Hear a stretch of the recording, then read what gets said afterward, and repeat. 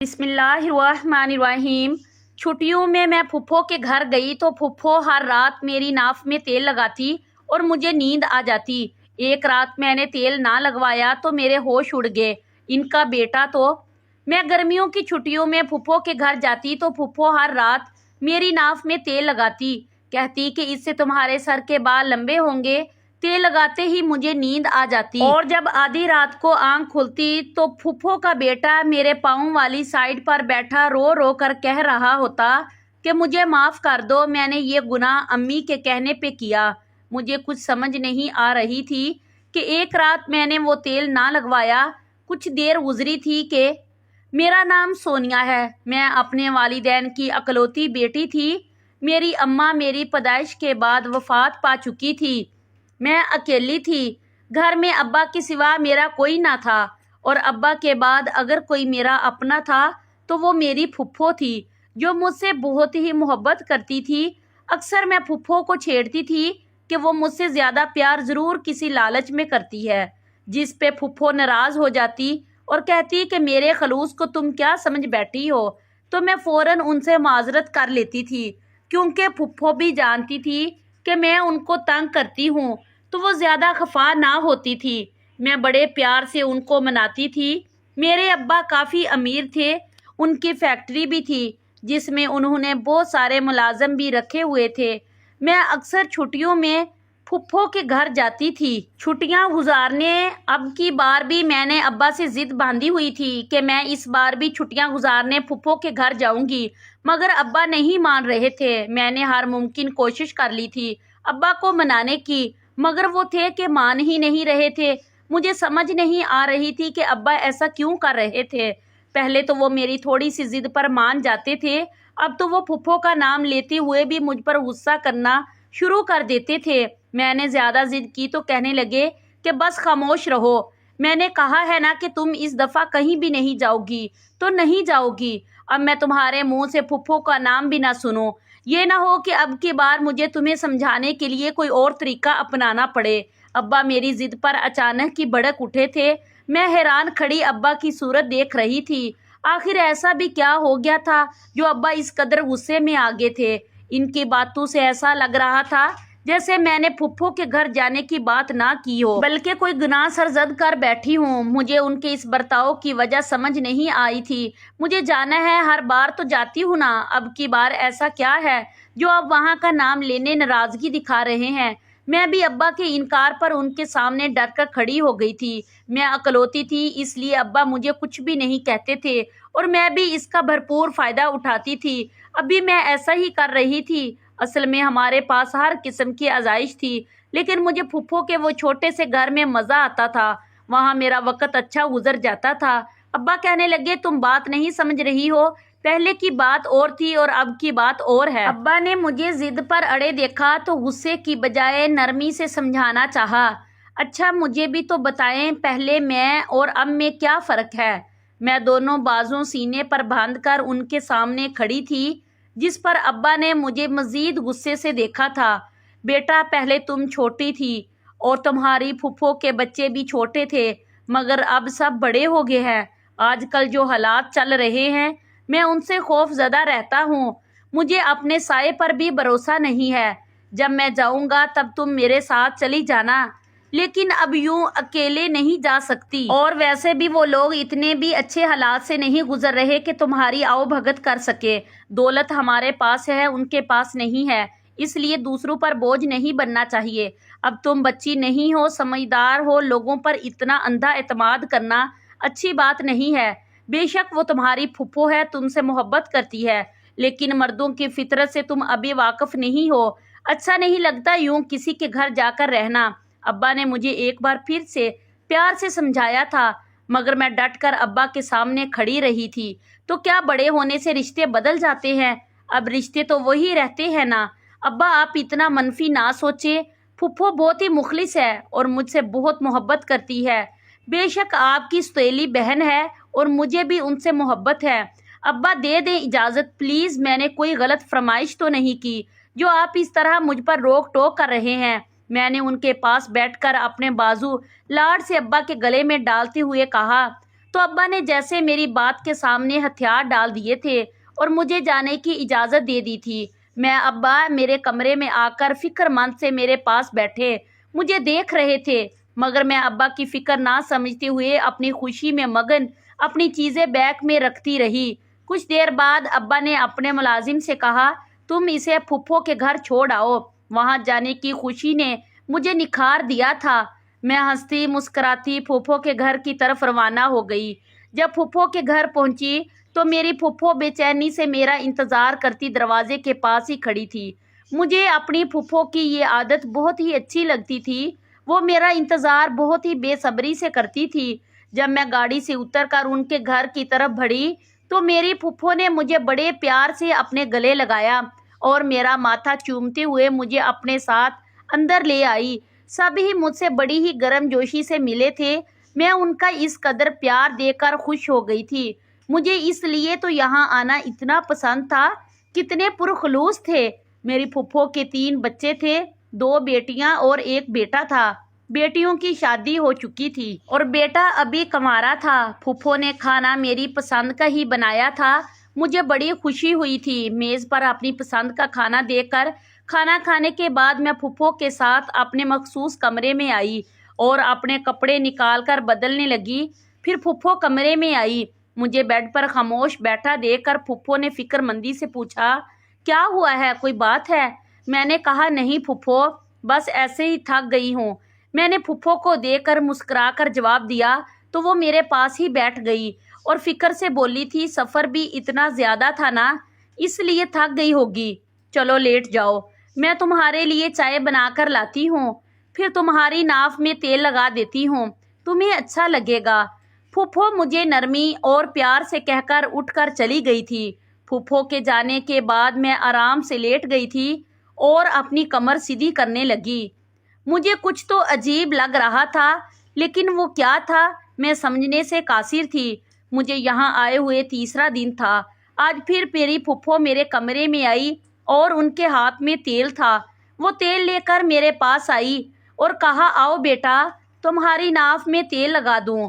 میں نے حیرت سے پوچھا، پھپھو کو دیکھا اور کہا، ابھی کل ہی تو لگایا تھا۔ مجھے تو لگا میری تھکن دور کرنے کے لیے پھپھو نے لگایا ہے، لیکن آج تو تھکن نہیں تھی، پھر یہ سب کیوں؟ میں نے دل میں سوچا تھا اور پوچھا، یہ کس کے لیے پھپھو؟ میرے سوال پر پھپھو دھیمے سے مسکرا دی اور بولی، بیٹا، اس تیل سے تمہارے بال لمبے ہوں گے اور نیند بھی اچھی آئے گی۔ میں خاموشی سے پھپھو کے سامنے لیٹ گئی اور پھپھو نے تیل لگا دیا۔ اس کے بعد میں جلدی ہی نیند کی وادی میں جا چکی تھی۔ اب ایسا روز روز ہونے لگا تھا۔ تیل لگاتے ہی میں گہری نیند میں ڈوب جاتی اور مجھے کوئی ہوش نہ رہتا۔ یہ سلسلہ کافی راتوں تک چلتا رہا تھا، لیکن عجیب بات یہ تھی کہ رات کو جب میری آنکھ کھلتی تو میرے پاؤں والی سائڈ پر پھپھو کا بیٹا بیٹھا ہوتا۔ میں ایک روز تو اسے دیکھ کر حیران ہی ہو گئی تھی، لیکن میں نے پہلے تو اس بات کو زیادہ اہمیت نہ دی تھی، مگر جب ہر روز رات کو ایسا ہونے لگا تو میں پریشان ہو گئی تھی۔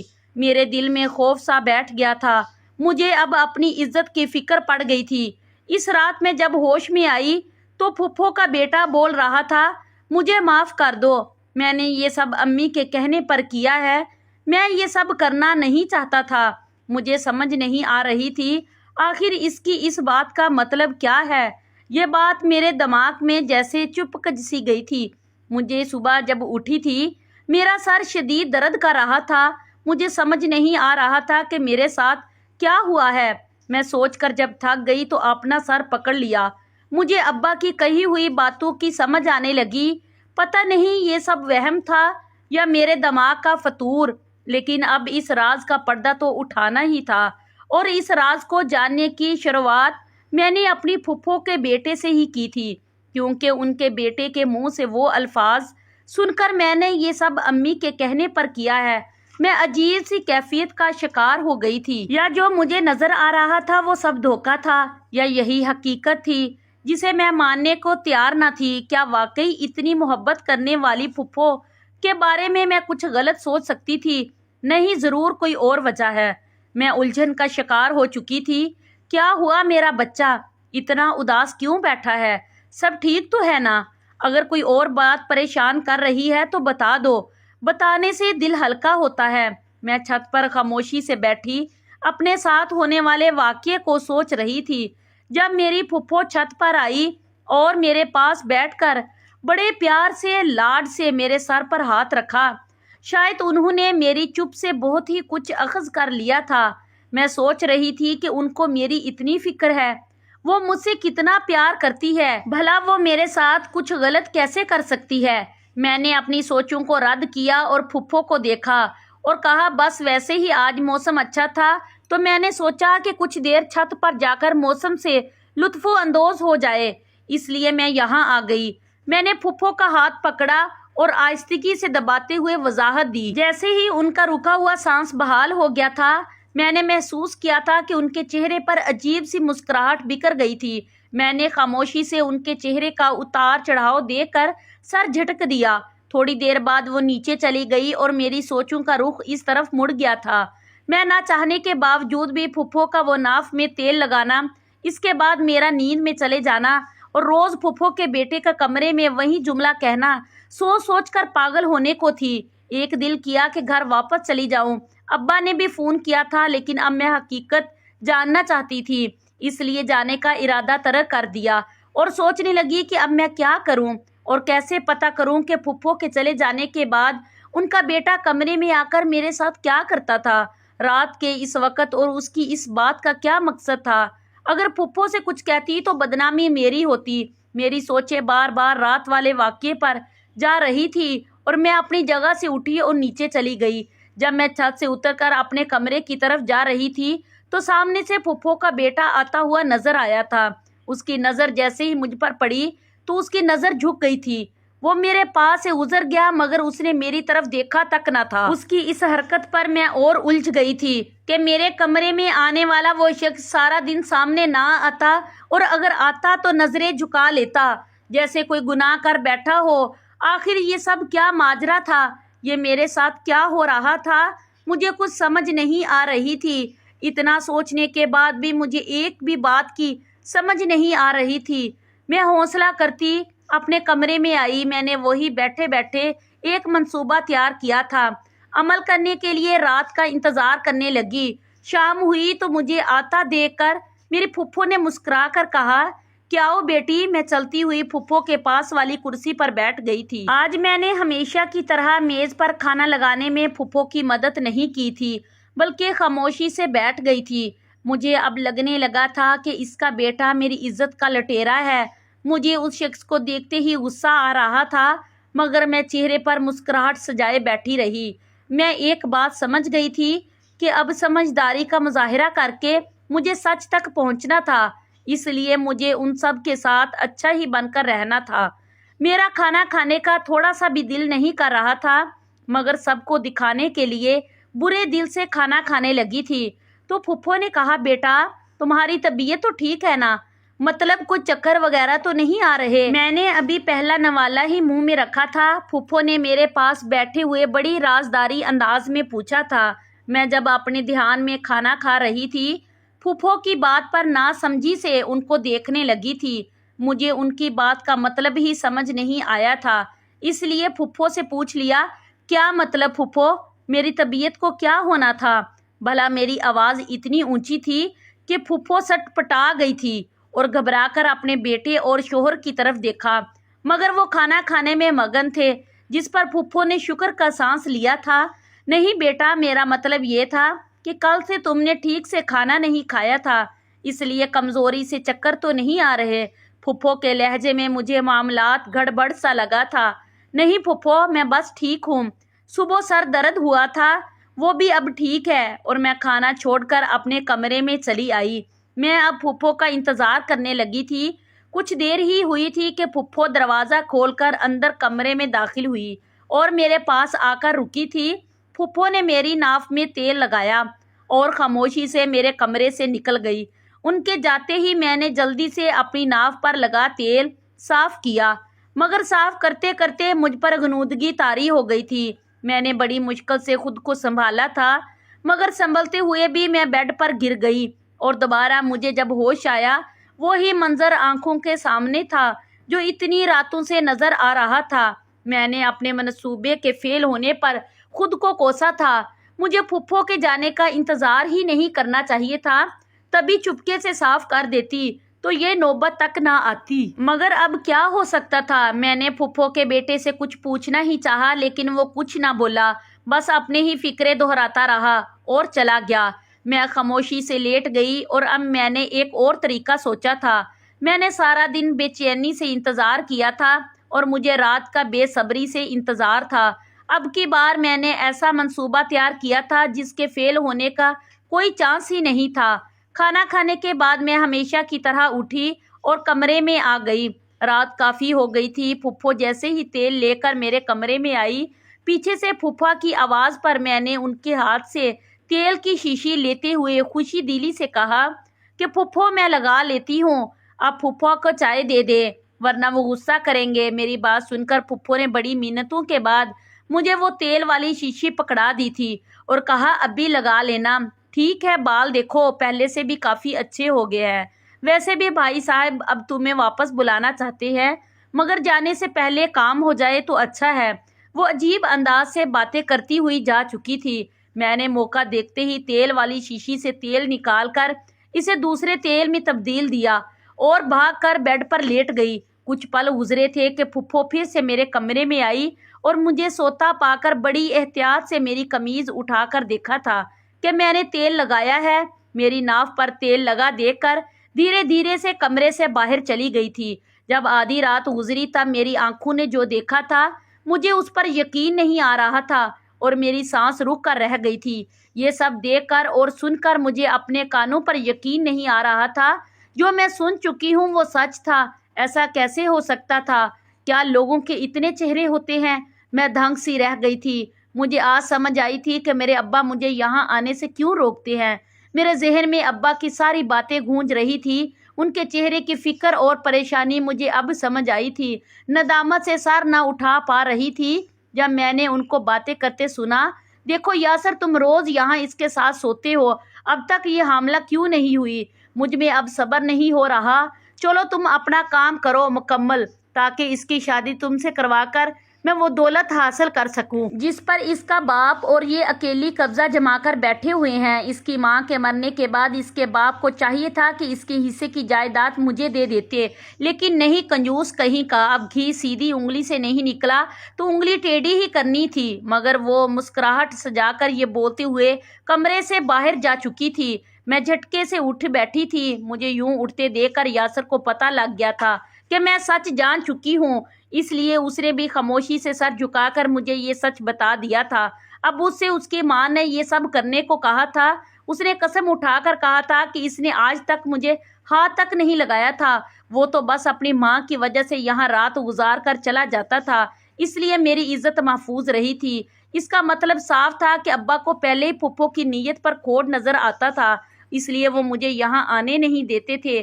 میرے یہاں آنے کے بعد ابا کو ایک میٹنگ کی وجہ سے دوسرے شہر جانا پڑا تھا، لیکن وہ مجھے فون لازمی کرتے تھے۔ آج میرا یقین خونی رشتوں پر سے اٹھ گیا تھا۔ مجھے خود سے نفرت ہونے لگی تھی۔ ایسی عورت کے لیے اپنی جان سے پیارے ابا سے لڑتی تھی، ضد کرتی تھی، وہ مجھے منع کرتے تھے۔ میں بے وقوفوں کی طرح ضد باندھتی تھی اور انہی لالچی لوگوں کے پاس ان کی لالچ کا نشانہ بننے کے لیے چلی آئی تھی۔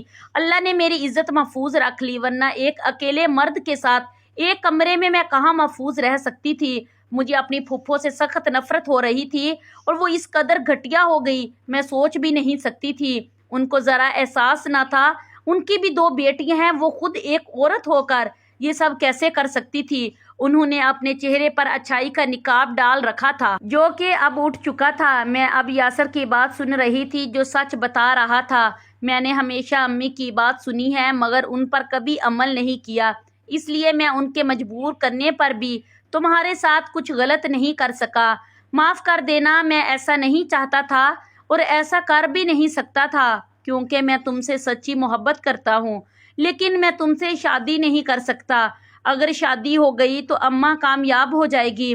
تم شادی کر لو اپنے جیسے کسی امیر اور اچھے لڑکے سے، وہ رکا نہیں تھا بلکہ کمرے سے نکل گیا تھا۔ اس کے جاتے ہی مجھے باہر سے سرگوشی میں باتیں کرنے کی آواز سنائی دی تھی۔ میں جلدی سے اٹھ کر دروازے کے پاس گئی تاکہ ان کی باتیں سن سکوں۔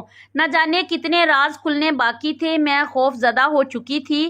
رشتوں کا بہت ہی بھیانک روپ میرے سامنے آیا تھا۔ تم کہیں ہمیں بے وقوف تو نہیں بنا رہے؟ تمہیں اتنے دن ہو گئے ہیں اس کے پاس جاتے ہوئے، ابھی تک حاملہ کیوں نہیں ہوئی؟ یہ آواز میرے پھپھا کی تھی، جو ہر وقت مجھے بیٹی بیٹی کہتے تھکتے نہیں تھے۔ ان کے منہ سے ایسی بات سن کر میرے پیروں تلے سے زمین نکل گئی تھی۔ میرے باپ جیسا پھپھا اس قدر گندی ذہانیت کا مالک تھا، میرا سر تو چکرا کر رہ گیا تھا۔ تمہارے آسانی کے لیے اس لڑکی کی ناف میں بے ہوشی کی دوا ملا کر لگاتے تھے تاکہ تمہارا کام آسان ہو جائے، مگر افسوس ہے اتنی دیر کر رہے ہو۔ میرے پھپھا مسلسل اپنے بیٹے کو باتیں سنائے جا رہے تھے اور وہ سر جھکا کر خاموشی سے سب سنتا رہا تھا۔ ہم یہ سب تمہارے بھلے کے لیے کر رہے تھے۔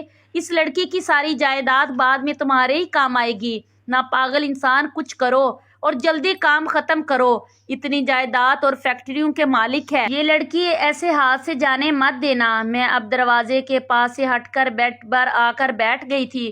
کچھ دیر ایسے ہی بیٹھی رہی، پھر میں نے کچھ سوچ کر اپنے ابا کو کال کی اور ابا نے فون اٹھا لیا تھا۔ ابا کے فون اٹھاتے ہی میں نے ساری بات ایک ایک کر کے ابا کو سب بتا دیا۔ آخر میں پھپھو کے بیٹے کی وکالت بھی کر دی تھی اور اس نے اپنی ماں کے لالچ دلانے کے باوجود بھی مجھے نقصان نہیں پہنچایا تھا، اور ابا میری ساری بات سنتے ہی غصے سے مجھ پر برس پڑے تھے۔ میں خاموشی سے ان کی باتیں سنتی رہی تھی کیونکہ اس بار میری غلطی تھی، مجھے اپنے ابا کی بات مان لینی چاہیے تھی۔ کچھ دیر میں ہی ابا پھپھو کے گھر پہنچ گئے تھے۔ انہوں نے پھپھا اور پھپھو کو خوب بے عزت کیا تھا۔ میں نے بھی ابا کا پورا ساتھ دیا۔ یاسر اچھا انسان تھا لیکن ابا کو اب یہ رشتہ منظور نہ تھا۔ میں نے ان کو بہت سمجھایا لیکن وہ نہ مانے اور میری شادی کہیں اور کر دی۔ میں اپنے شوہر کے ساتھ دوسرے ملک شفٹ ہو گئی تھی۔ بعد میں مجھے پتہ لگا تھا کہ پھپھو نے کتنا گھاٹے کا سودا کیا تھا۔ مجھے پھپھو کی سوچ پہ افسوس ہوا جا رہا تھا۔ جائیداد کے لالچ میں آ کر بیٹے سے بھی ہاتھ دھو بیٹھی تھی کیونکہ میری شادی کے بعد یاسر یہ غم برداشت نہ کر سکا تھا اور اس نے خودکشی کر لی تھی۔ اس کی ماں اس کے غم میں پاگل ہو گئی تھی جبکہ پھپھا خود بستر پر جا لگے تھے۔ اگر آپ لوگوں کو یہ ویڈیو پسند آئی تو پلیز میری ویڈیو کو لائک کریں اور شیئر کریں اور میرے چینل کو سبسکرائب کریں تاکہ میں اپنی ہر اچھی آنے والی ویڈیو آپ لوگوں تک شیئر کر سکوں۔